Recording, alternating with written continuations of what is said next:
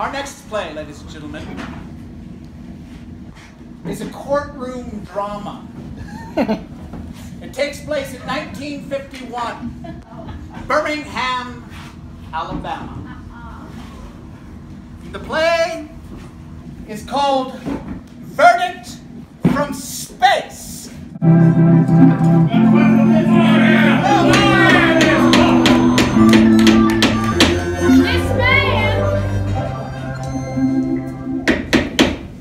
This man is on trial for his life. If there are any more interruptions from the public, I will order this courtroom cleared. The prosecution will continue its cross-examination of the defendant. Now, Mr. Kemp, how much did you earn last year? You mean from my machine shop? From all sources. About $3,600. And with this $3,600, you had to support yourself, support your mother, and buy equipment for your shop. Is that right? Oh, that's right. But you are ambitious, Mr. Kemp. I don't understand you. Well, you're an inventor, aren't you? Didn't you invent this supercharged blowtorch marked Exhibit B? Why, yes. And this is your blowtorch? Yes. Isn't this torch more powerful than any similar piece of equipment on the market today? Well, yes, but I already told you. So this invention has a commercial value then? Well, definitely. Well, is it patented? Well, no. But I already told you. Please answer the question, Mr. Kemp. Did you intend to patent it? Well, yes, until all this happened, and then I couldn't. I see. And was it your intention to lease your patent to a manufacturing concern or to build these torches yourself? Myself. I see. Thank you, Mr. Kemp. Now, what would it cost you to patent your invention? About $1,000, they told me. And to equip your shop to produce it commercially? I don't know, about maybe. About $5,000, Mr. Kemp? Well, yeah, somewhere's around there. So, you stole the $5,000 from the corpse of Adrian Sykes? Objection! No! Objection! I will rephrase the question. Mr. Kemp, this canceled bank book shows that Professor Sykes withdrew from his account $5,000 on the day he met you for the first time, and your bank account shows a corresponding deposit. Is that right? I guess so. Now, Mr. Kemp, how do you, a mechanic earning $3,600 a year, obtain such a large sum of money? From Professor Sykes, but I already... Or did you take it off his body after you killed him? The prosecution will avoid prejudicial remarks. Thank you. With the court's permission. Mr. Kemp, you've testified that Professor Sykes gave you $5,000 as a fee for services to be performed by you and your blowtorch. Now, ladies and gentlemen of the jury, I ask you, is it credible that a man would give you, a complete stranger, his entire life savings to accompany him on a mission I can only describe as fantastic? I know it sounds fantastic, And but you the don't... state contends that it is. The state contends that you deliberately invented this story of non-existent caves and incredible machines to cover up a sordid case of murder for profit. A case, ladies and gentlemen, that you must see the evidence shows crystal clear. No, I didn't kill him! I did not kill him! It's a lie! You have heard the testimony of the witness, the case for the prosecution and the defense. I must point out to you, the case for the state rests solely on circumstantial evidence. Your task, ladies and gentlemen of the jury, is to determine truth on the basis of facts presented as evidence. If you have any reasonable doubt in your mind you must in good conscience acquit the defendant. The jury will now retire and consider its verdict. This court is now adjourned. You'll rise, honorable judge.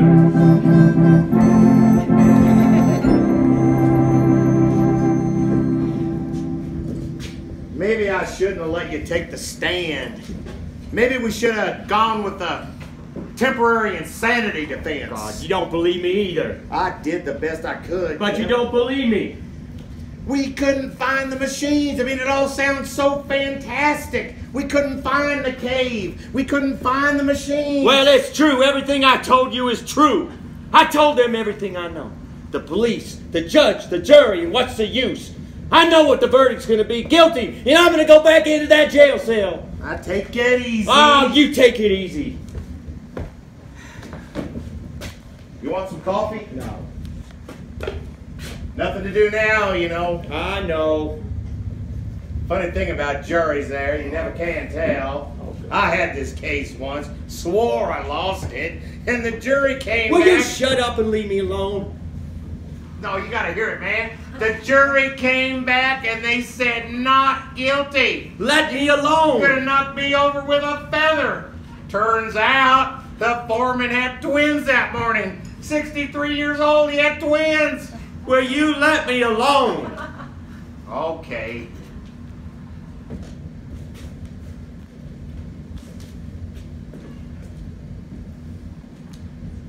I didn't do it. I didn't do it. If they only knew what really happened. If they only knew what really happened.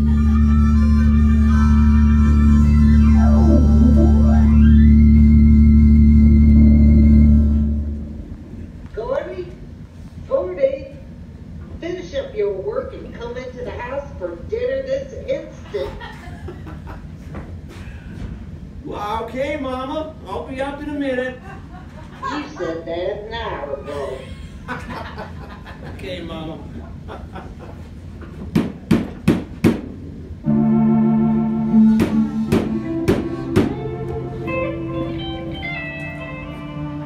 Well, come on in. Door's open. Golden Kemp. Well, who are you? My name is Sykes, Professor Adrian Sykes. I'm an archaeologist. Maybe you know me? Well, Sykes? No, I don't know any Sykes, that's for sure. No matter. You will. In a short while, everyone will, Mr. Kemp. I've come a long way to talk to you. I must talk. Well, can't it wait till the morning? I'm pretty tired. No, it can't wait. The valve has waited long enough. You see, I have the key to the past. Oh, wow. Well, why don't you come back tomorrow? You can tell me all about it. Listen to me. Take this. Try to cut it. This might change your mind. 10-gauge wire for what? Try to cut into it.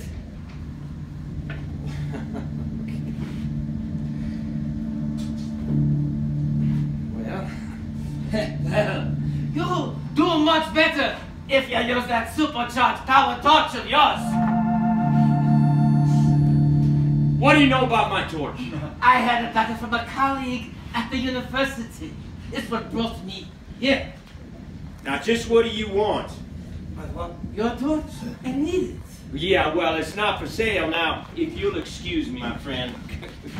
I need you to help me to open a metal door. Oh. I don't want to buy anything. Another one of those, huh? Well, where's your metal door, Professor? Is it First National or Fort Knox? Huh? You listen to me. Do you know what it's like to spend the whole of your life digging into the past, puttering around in the dust till you become a part of the dust? Do you know what that's like? While others with money, influence, they make discoveries that startle the world. The tomb of King Tutankhamun, the Rosetta Stone, discoveries that make them famous. Then one day, you, standing in the shadows of these men, you make a discovery that is greater than all of them. Well, that's very interesting, Professor, but what can I do about it? Everything? With your torch, you can open the metal door to my cave. To your cave? This cave, long ago, I found it by accident in this cave, has a machine. Oh, you have never seen the likes of such a machine. Oh, yeah? What's so different about this one? Glad you asked.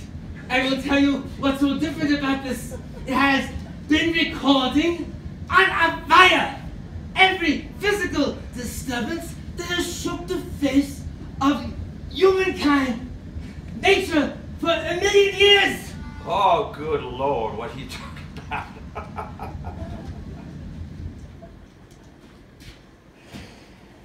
I tell you, that's one hell of a story, Professor. I suppose 1,000,000 years ago, some ape invented this contraption, put it in a cave, huh?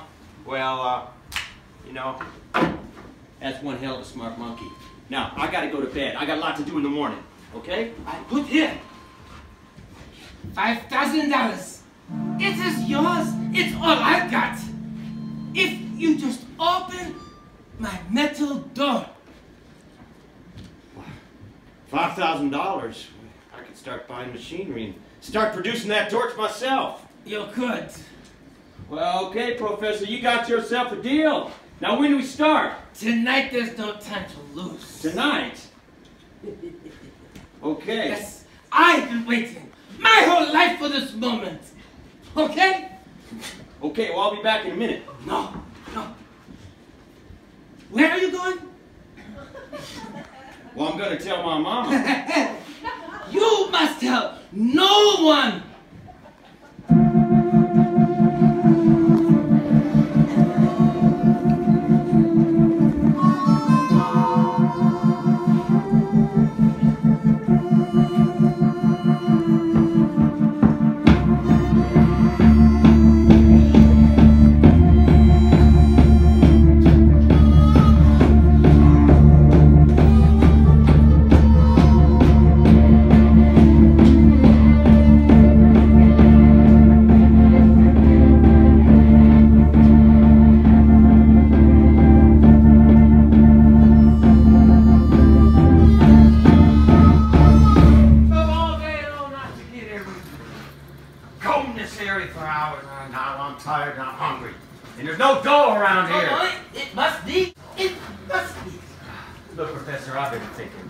How'd you get in that cave in the first place if it's sealed by a door?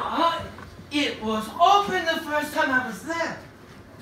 When I returned the second time, it was closed, sealed tight. I don't know. I can't seem to find it though. Yeah, well maybe you can't find it because it doesn't exist. Listen, I paid you all the money in the world. You ought not to be complaining. Help me to solve this thing. Okay, Professor, you start figuring then. Oh, we are very near, I know that. I've searched this place for years, but it's changed somehow. It's different. Perhaps there have been some more landslides. Something is different. I'm not sure. I tell you what. What time you got?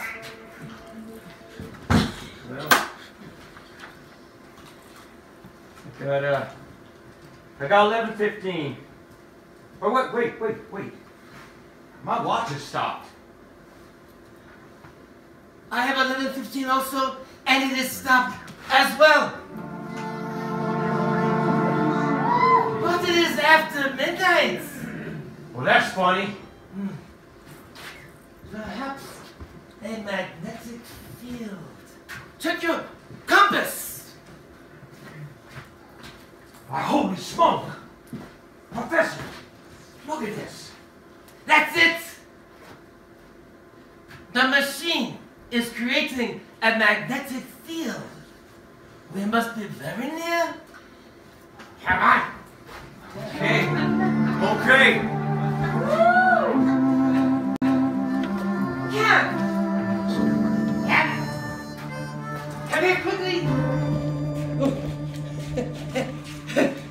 didn't forgive me. It's here.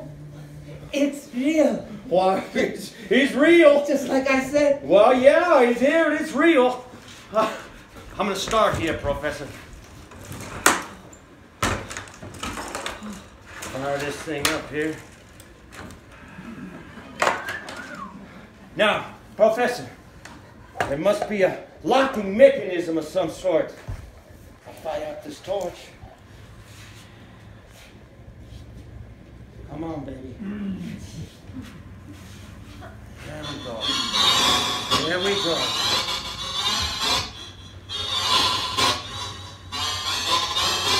The torch hasn't even made a dent in it yet. Wait, you hear that sound? I hear something. It's inside the door. It's a heat lock. That's what it is. It's a heat lock. We don't have to cut into the door. The heat alone will open it. Come on, come on, come on. Here we go.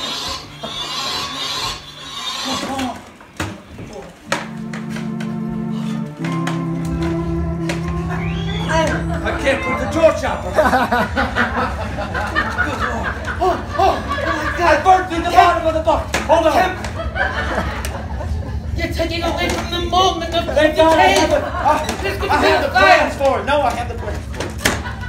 This is my moment. Okay. It is here. It's been here for the past 1,000,000 years. Tell me, have you ever seen anything like this? Well, I thought I'd seen every kind of machine before, but I've never come across anything like this. The recorder? Here between the two spools. The wire recording every physical disturbance. The first mark right here, that you can see it, indicating a volcanic eruption. The date, the destruction of Pompeii. Next to it, another marking showing a slight tremor at the floor of the Pacific Ocean. The date, the San Francisco earthquake. It took me years of work to know what these marks meant. What is this mark here? This mark is the first kind of its mark. On the wire, the date, July 16th, 1945. July 16th. That's the day they first exploded the H-bomb in Alamogordo. Right? And next to it, Hiroshima. Why, who could have made a machine like this 1,000,000 years ago? Who? I don't know, but I will find out. And history will write it from the moment that I speak. Oh, Professor, what does this part do over here? I haven't gotten to that yet. Well, wait. This isn't part of the recorder. It's something completely different. It looks like a transmitter. Yes, it is. And this must be the antenna. I don't think so. Oh, yes, it's a transmitter. Maybe whoever put this machine here was waiting for something very important to happen. Wait, you hear that sound? It's a comb. It's a comb. I can hear it. It's based on the Morse code system, and I can decipher it. This machine is harmless. It's here before there were Amish Morse code civilizations. No, quiet. The time has come. Stop the human species. Stop the human species! It cannot be saying that! Now you listen to me, Professor. I've listened to this long enough. Now we gotta get out of here. Look! The wire on the recorder is moving now. It's recording live! Another mark? What do you make of it? Oh, this mark is very much like the H-bomb. Only much bigger! Whatever it is, this transmitter is sending out this information, and that's what it's here for. Now, it's got to be stopped, Professor. It's got to be stopped. Hey, you cannot destroy this machine! This is my life's work! You must not! This is insane! Get away, Professor! Watch out, Professor!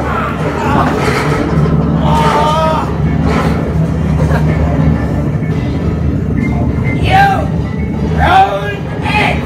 You ruined it! All of my work! All my hopes! Professor, we gotta get out of here! This whole place is gonna blow up! Come on, the door! I can't leave it! Come on!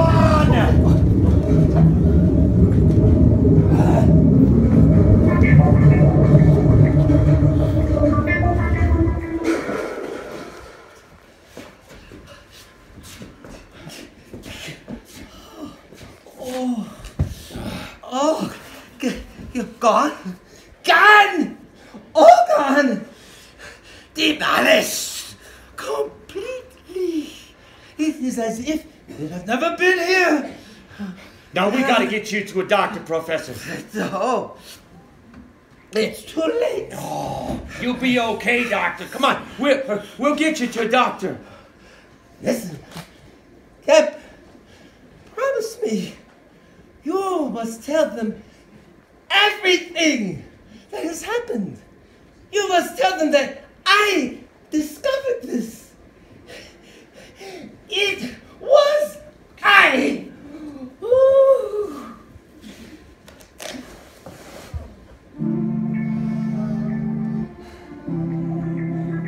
Yes, Professor, I will tell them what happened.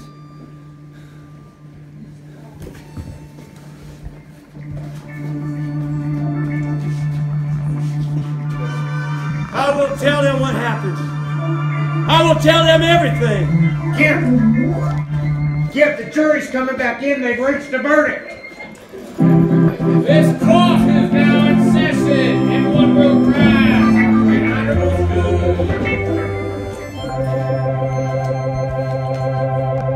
The defendant will now face the jury.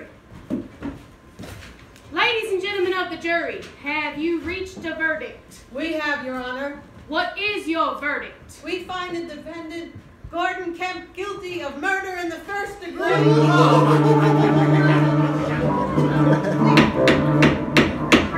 On the basis of the facts presented in this courtroom, I believe the jury has arrived at the only possible verdict. I wish to thank the jury for their fine services rendered to the state. Gordon Kemp, you have heard the verdict arrived at by the jury of your peers in open court.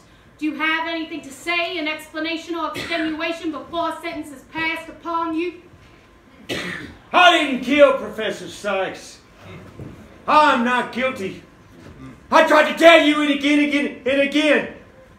You had your chance, but you wouldn't listen. I tried to tell you what that mark on the wire meant the day the professor and I went down into that cave. That wire marked the first explosion of the H-bomb.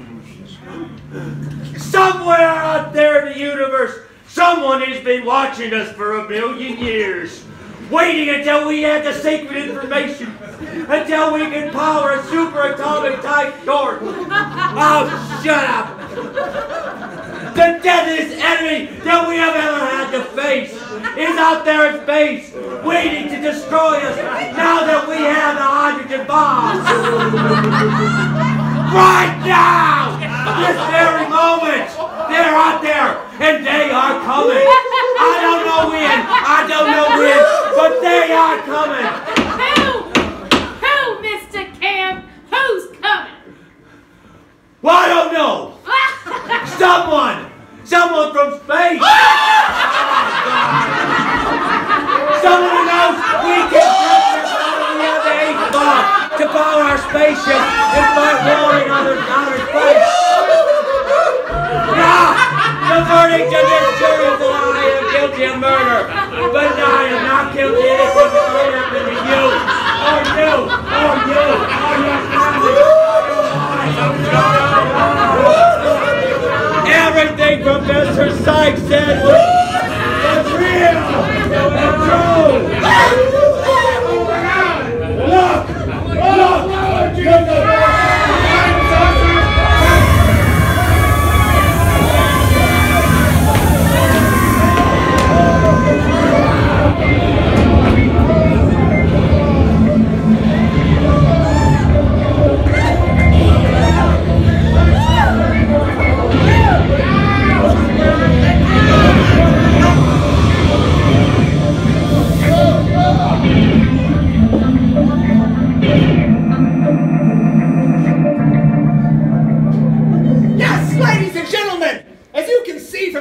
That we have depicted for you tonight, the alien problem is one of the biggest threats to the safety of Americans that our country has ever faced in history.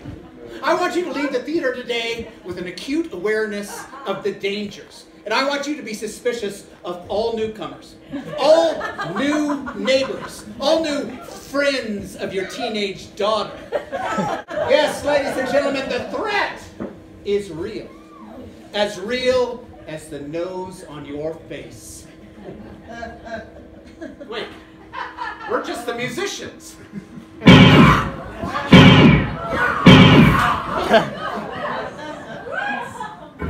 have done well, Adam and Eve. The planet Earth's life-sustaining materials will supply all we need to create the next outpost for our race. It is a land of infinite beauty and untold possibility. You will face many dangers. Your biggest danger by far, the human race. But there is only one room for one highly evolved carbon-based life form. That is us. I now ask you to go forth. Be fruitful, multiply, and create a new world for us. And kill the humans. Kill them all.